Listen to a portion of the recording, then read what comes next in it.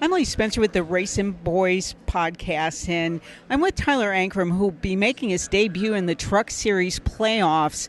Tyler, I asked you earlier, I saw those boots, and it's like, what's a guy like you doing with a pair of boots like that?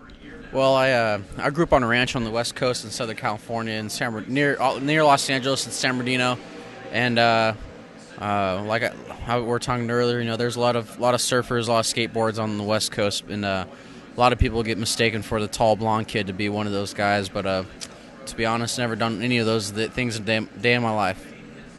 So, what was it like growing up on a ranch? And you said even since you've moved to the East Coast, you've kind of taken the ranch with you. Yeah, I grew up on a horse ranch growing up. It was kind of one of the things. My grandpa had a saloon, had a horse arena, cattle shoots or steer shoots and all that. So, kind of Saturday, Sunday nights was, kind of the Ankrum thing to do. All the Ankrums in the family would come ride horses and rope steer.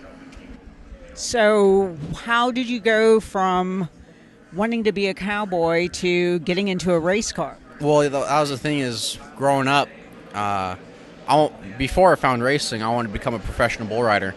My heroes were Lane Frost and Tuff Hudeman, but they were back in the 60s and 70s. But my grandpa watched so much of bull riding growing up. I just kind of got enveloped in the history of it, and we grew up going to Vegas, NFR, and all that. But that was just kind of one of my passions. But my mom said to my dad that we were not going to have a cowboy for a son, so we picked something different. So I tried my hand at golf and football for a little while before I found racing. So did you rope? Did you ride? Did you do it all? So I didn't do a whole lot of roping. I did a lot of riding, though. Quite ride sometimes. Out here on the East Coast, we don't have horses just because they're a lot more high maintenance than the cattle. So out here on the East Coast, we have about 40 acres in near Charlotte, Mooresville, North Carolina. And we have about 20 cattle. They're Brahma, or Brangus, I mean. They're a mixture between Brahma and Angus. They get their black coats from Angus cattle, but the Brahma is a hardier cow. You can kind of compare it to like a Texas Longhorn.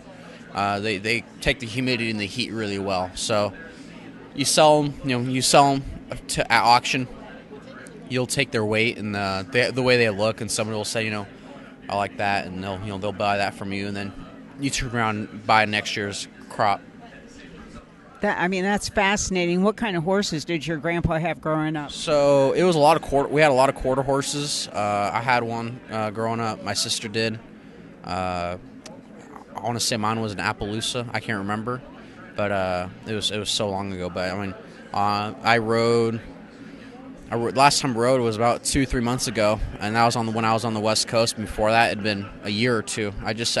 I'm so busy racing, and I hardly get a chance to go back out west and ever go back to the ranch. So most of my time spent out here on the East Coast taking care of the cattle and racing. So when you're not ranching and you're not racing, what does Tyler Ankrum like to do? Well, that's the thing is there's not a lot left to do. So I like hanging out with my buddies. I got a lot of friends. I left high school back in May with quite a few friends. So we spend quite a bit of time on the lake, and honestly, we just find things to do around town. We hang out at my house quite a bit, considering that I have the most amount of acreage for us to go have trouble on, and side-by-sides and guns and whatnot. So we have plenty to do around where I live, and really just hanging out with my friends, hanging out with the guys in the shop, just working out.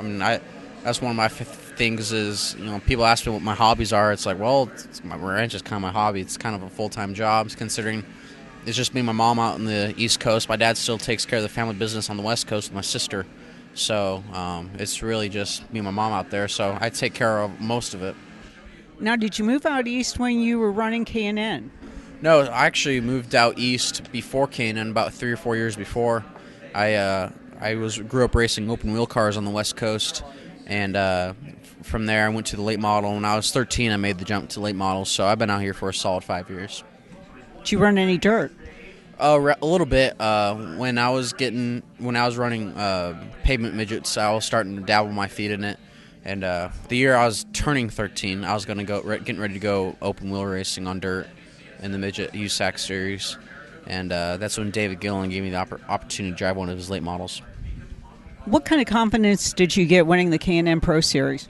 It was huge for me, honestly. Running the K&N series was awesome because I had struggled so long in the late model series, just honestly not even really in competitive cars. So I was really down on myself at the time.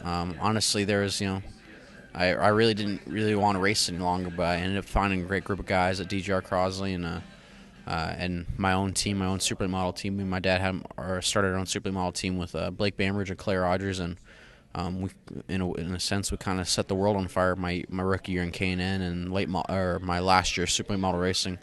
And I don't think the super late model, we finished outside the top 5 once all year. Won 1 or 2 races, and in the K&N car won 4 races, and then a pole, and then the championship, and really just revived everything. Still, you were surprised when that win came around at Kansas, or at Kentucky, rather, and I was kind of surprised listening to you the other day that it almost sounded like you had a lack of almost confidence after that deal, that it was just mind-blowing to you. Yeah, I mean, when the whole thing happened with sponsorship, we've been building and building and building, and we felt like we're on the verge of starting to click off, top 3s, top 5s, and then boom, I announced I was no longer be full time, and with all the sponsorship, and I kind of felt like I was back at square one. And then 2 races later, we had figured it all back out, and spent a little bit of money, go start and park a few races, and then it's basically place our bet and try and stay in the contention for the championship, and then there we go and win a race. So it was all it all happened at a perfect time. And now you're in the playoffs and kicking the playoffs off at Bristol. It's like, couldn't be a crazier place. I asked you earlier what's wilder, riding a bull or running a car at Bristol, and your answer? Bristol for sure. You're on it for a lot longer than 8 seconds. So it's funny. There's if anybody's in the rodeo listening, you can find quite a few similarities to rodeo and racing, and that's where I always found it. Kind of part of my passion is if you just not to like romanticize it or anything, but if you can find the similarities and the techniques and the thought process behind everything, it all sometimes, and a few things go hand in hand. You really have to psych yourself up, though, before you ride, because things do happen so quickly, and you really have to be on your game because that bull is so unpredictable. But you also see that a lot with some of the clowns on the racetrack, can be unpredictable as well. Yeah, that's for sure. Well, with the bull, obviously, you're not trying to break its spirit. You're just trying to hang on for as long as you possibly can. And driving a race car is kind of the same way. You're just trying to hang on till the end, and you give your heart out and do your best, and the best score will come. Buckle bunnies or pit lizards? Buckle bunnies for sure. They're a lot wilder. Hey, we really appreciate your time, and we wish you luck in the playoffs. I think that it's going to be an eye-opening experience, but all I can say is hang on and enjoy the ride. Thank you. Appreciate it.